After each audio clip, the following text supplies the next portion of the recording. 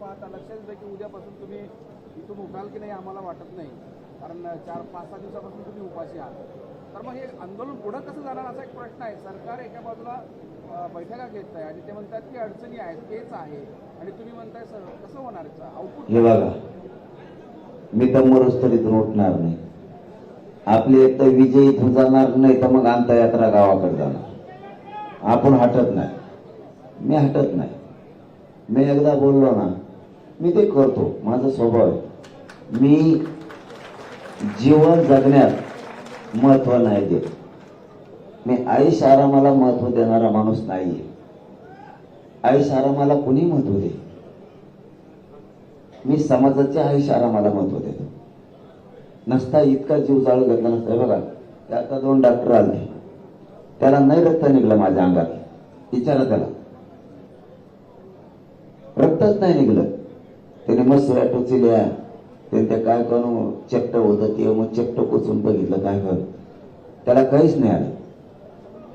मी स्वतःच्या शरीराचे कधी विचार नाही करत. समाज मला किती सुखी करता येईल, आनंदी करता येईल, यासाठी मला काय योगदान त्यांच्यासाठी देता येईल. मी सांगितलं त्या दिवशी, मला जर देवेंद्र फडणवीस म्हणला तुला लयच समाजाची माया आहे, तुला आरक्षण देतो, पण तुला अंगाचं पूर्ण कातडा काढून दे, एका क्षणात काढून दे. मी मरणारा नाही वेळ. एका गरिबाच्या घरातून मी आलोय. मला समाजाच्या लेकराचे किती हालत माहिती. तुम्हाला पद कधी येते, पैसा कधी येईल. एकदा जर लेखी बाळीचं वाटलं झालं, पोराचं वाटलं झालं, पुन्हा नाही येणार. आज मला सांगायचं नाही तरी सांगतो, विरोधी पक्ष नेता मोगा बसला होता, मला ते माहित नव्हता. त्यांनी सांगितलं, ते म्हणले 3दा माझी पोरगी हुकली आणि कोणते प्रमाणपत्र नाही गेली तर मोठ्या कॉलेजला माझी पोरगी लागली. विरोधी पक्ष नेता याच व्यासपीठावर म्हणला, मला माहित पण नव्हतं. गरीब श्रीमंतांसाठी किती आरक्षण महत्वाचं आहे आता हे लोकांना कळायला लागलंय. म्हणून माझं म्हणणं आहे, मी मरायला भेट नाही. सरकार बैठका घेतोय, वेळ काढूपणा करताय.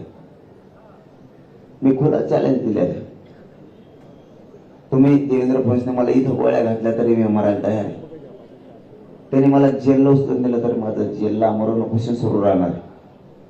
आणि इथं जरी बसलं तर एक तर विजय घेऊन जाणार आहे आता, नाही तर मग अंत्ययात्रा जाईल. मी कुठं म्हणतो आरक्षण द्या, मी याच्यापेक्षा काय करू शकतो.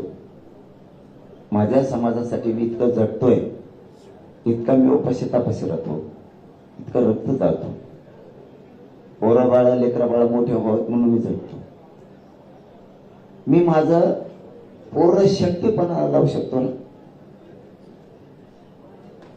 सरकार देणार का नाही त्याचा प्रश्न. पण तुम्हाला एक सांगतो, सांगायचं नव्हतं पण सांगतो, जर असंच होत राहिलं आणि जर मुंबईत पोराला कुठं काठीनं फिटीनं मारलं, काठीनं फिटीनं जर मारलं, तर जवाहर पासून मुरबाड शहापूर पर्यंत, शहापूर पासून कल्याण पर्यंत, कल्याण पासून पनवेल घनसोली पर्यंत, तिथून पलीकडचा जो परगणा आहे सगळा महाडपर्यंतचा पूर्ण महाराष्ट्र कधी सुरू होणार नाही.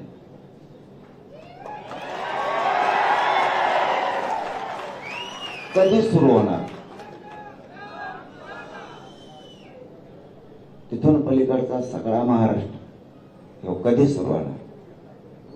तुमच्या रेल्वे यायच्या असल्या तरी आमच्याकडूनच यायच्यात, तुमच्या गाड्या यायच्या असल्या तरी आमच्याकडूनच यायच्यात.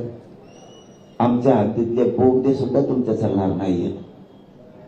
शेवटी समाजाचा किती अंत बघायचा याला सुद्धा सीमा असते. माझा समाज आज नाही लढत, 45-40 वर्ष झालं खस्ता खातो. आमचे अभ्यासक म्हातारे झाले, आमचे लढणारे गळून गेले.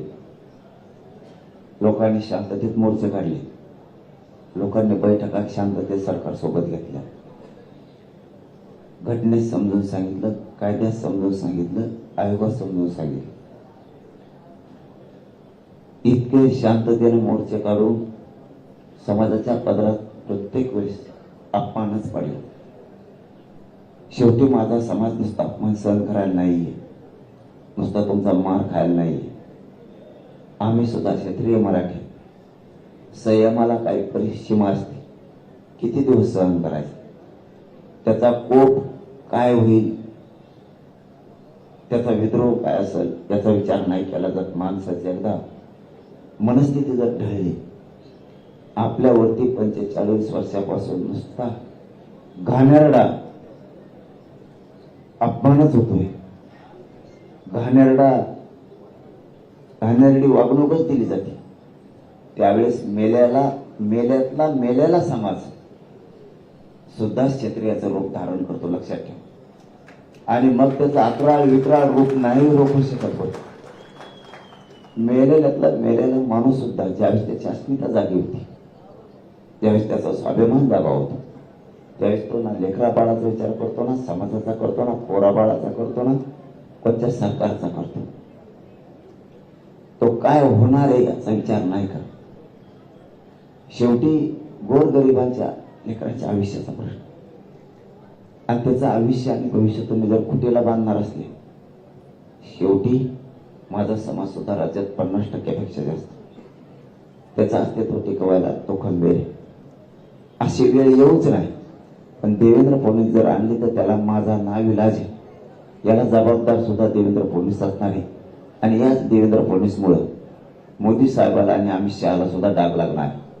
त्याला आमचा नाविलाज आहे. तुम्ही मुंबईपुरतं बोलाल, पण मुंबईच्या चारही बाजूच्या भिंती आमच्या आहेत.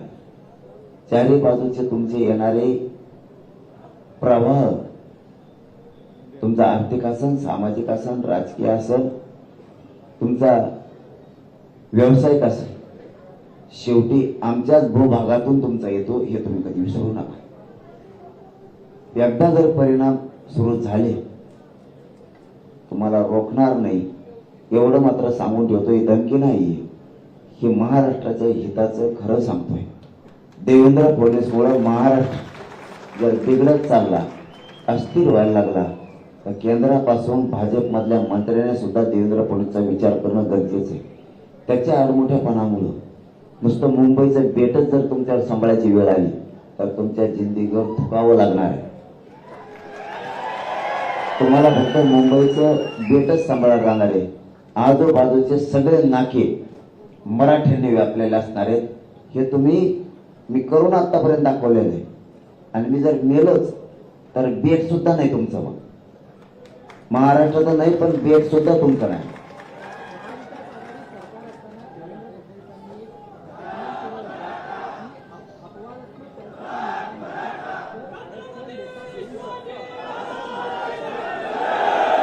कोण म्हणलं असं?